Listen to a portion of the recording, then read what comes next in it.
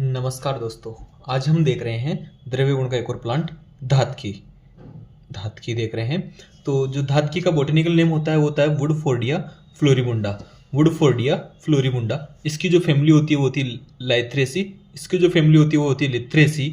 और इसका जो इंग्लिश में नेम होता है फायर फ्लेम बस, हिंदी में उसको बोला जाता है धाई।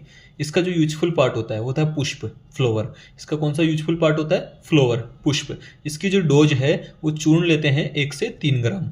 1 से 3 ग्राम तक इसका चूर्ण लेते हैं। अब देखते हैं इसके रसादी पंचक। तो रस जो होता है कषाय कटुरक्ष होता है, लघु रुक्ष गुण होते हैं, शीत वीर्य की होती है, कटु विपाक की होती है। भैया ये ध्यान रखिएगा, इसका विपाक कटु होने के बाद भी इसका वीर्य शीत होता है। धातकी का वीर्य शीत होता है। अब हम देखते हैं इसके फाइटो कॉन्स्टिट्यूएंट। इसके में कौन कौन से फाइटो कॉन्स्टिट्यूएंट होते हैं? तो जो फाइटो कॉन्स्टिट्यूएंट है मेजर उसमें वो होता है बिकोजेनिन, गैलिक एसिड, बीटा सिटास्टेरोल, ब्यूटिलिनिक एसिड और टेनिन्स। अब हम देखते हैं इसके दोषों पर क्या कर्म होते हैं। तो दोष कर्म में हम देखते हैं तो ये पित्त कफ शामक होता है। हमने हरिद्रा का भी देखा था, वो भी पित्त कफ शामक थी। ये पित्त शामक होती है शीत वीर्य और कषाय रस के कारण। कफ शामक होती है कटु विपाक और कटु रस के कारण। अब हम देखते हैं इसके कर्म एक्शन में। तृष्णाहर, स्तंभक, विषग्न, कर्मिघ्न, विसर्पहर, गर्भ स्थापक, वर्णहर, संधानीय और मूत्र विरंजनीय। क्या क्या होते हैं? तृष्णाहर, स्तंभक, विषग्न, क्रमिघ्न, विसर्पहर, गर्भ स्थापक, वर्णहर, संधानीय और मूत्र विरंजनीय। हम देखते हैं इसके थेरेपेटिक इंडिकेशंस की कौन कौन से रोग में इसका उपयोग होता है। तो थेरेपेटिक इंडिकेशंस में हम देखेंगे तो ये अतिसार, तृष्णा, कृमि, विसर्प, रक्तपित्त, रक्त अतिसार, विष विकार, प्रवाहिका, वर्ण और मूत्र रोगों में भी इसका उपयोग होता है। मूत्र रोगों में और विबंध में, मूत्र रोगों में और अतिसार में, सॉरी विबंध में नहीं, अतिसार में भी इसका उपयोग होता है। देखते हैं इसके फार्माकोलॉजिकल एक्शन। फार्माकोलॉजिकल एक्शन में देखते हैं तो एस्ट्रीजेंट होता है, टॉनिक है, स्टिमुलेंट है और वुंड हीलर होता है, यानी घावों को जल्दी भरने वाला होता है। अब हम देखते हैं इसके साइनोनिम्स कि इसके साइनोनिम्स क्या क्या होते हैं। तो इसके साइनोनिम्स में हम देखें तो इसे बोल देता है पार्वतिया, धात पुष्पी, धात की है तो इसके बोला जाता है धात पुष्पी, वन्नी पुष्पा, क्योंकि इसके जो फ्लावर्स होते हैं वो जैसे आग होती है उस प्रकार के होते हैं। ताम्र पुष्पी, क्योंकि इसको पुष्पों का कलर कैसा होता है? ताम्र होता है। गुच्छा पुष्पी, जो पुष्प होते हैं वो गुच्छे में होते हैं। बहुपुष्पी, बहुत सारे पुष्प होते हैं होने के कारण, बहुत सारे फ्लावर्स होने के कारण इसके बहुपुष्पी बोला जाता है। सुभिक्षा, मद हेतु, क्योंकि संधान कल्पना में आसो और इसमें उपयोग होती है संधान कर के रूप में। मध्यवासिनी, सिधु पुष्पी, मध्यवासिनी, मध्य हेतु, धात पुष्पी, पार्वतिया, सुभिक्षा, वन्नी पुष्पा, ताम्र पुष्पी, गुच्छा पुष्पा, बहुपुष्पी।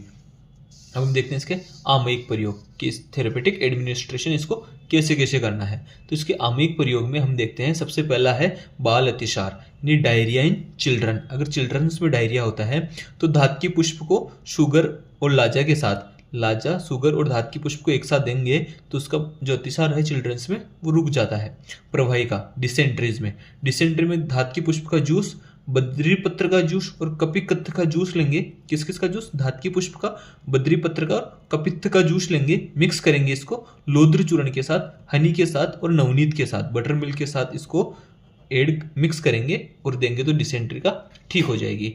तीसरा है कुष्ठ रोग में हम धातकी, लोद्र, वस्सक बीज, करंज बीज और मालती, धातकी, लोद्र, वस्सक बीज, करंज बीज और मालती, इन सबका क्या बना लेंगे? पेस्ट बनाएंगे। इन सबका क्या बनाएंगे? पेस्ट बनाएंगे। अब हम देखते हैं इसके योग या फॉर्मुलेशंस, किसके कौन कौन से फॉर्मुलेशंस है। धातकी चूर्ण जो जवर और अतिसार में इसका उपयोग किया जाता है। धातकी आदि तेल जो शूतिका विकार में इसका उपयोग किया जाता है। धातकी आदि कल्क, प्रवाहिका में धातकी आदि कल्क का उपयोग किया जाता है। अब हम देखते हैं इसका क्लासिफिकेशन कि चरक, सुश्रुत और भाव प्रकाश ने इसको कहाँ कहाँ माना है।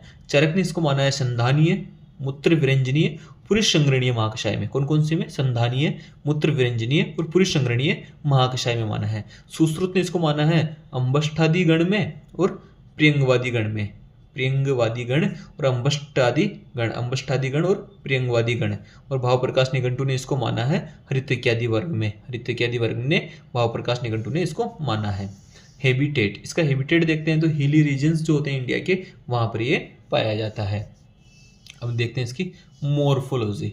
मॉर्फोलॉजी में हम देखते हैं इसका हैबिट जो होता है ये सर्व होती है, ब्रांचेज जो होती है लॉन्ग होती है, स्प्रेडिंग होती है, इसकी जो बार्क होती है, छाल होती है जो स्मूथ होती है, इसकी जो पत्तियां होती है, लीव्स जो होती है लॉन्ग, वाइड, सब अपोजिट, सेसाइल। लॉन्ग होती है, वाइड होती है, सब अपोजिट होती है और सेसाइल होती है। इसका जो इन्फ्लोरोसेंस जो होता है साइमोस। इन्फ्लोरोसेंस जो होता है साइमोस। इसके जो फ्लावर्स होते हैं ब्राइट रेड इन कलर्स में होते हैं, ब्राइट रेड इन कलर्स होते हैं, शॉर्ट होते हैं, ग्लैंडुलर, शॉर्ट ग्लैंडुलर। इसके जो पुष्प होते हैं कैसे कलर के होते हैं, ब्राइट रेड इन कलर, इसलिए इसको कैसा बोला गया, वन्नी पुष्पा। इससे वन्नी पुष्प। इसके जो फ्रूट होते हैं वो कैप्सूल्स में होते हैं और इसका जो सीड्स होता है वो ब्राउन एंड स्मूथ होता है। इसका जो सीड्स होता है वो कैसा होता है, ब्राउन एंड स्मूथ होता है। धन्यवाद दोस्तों।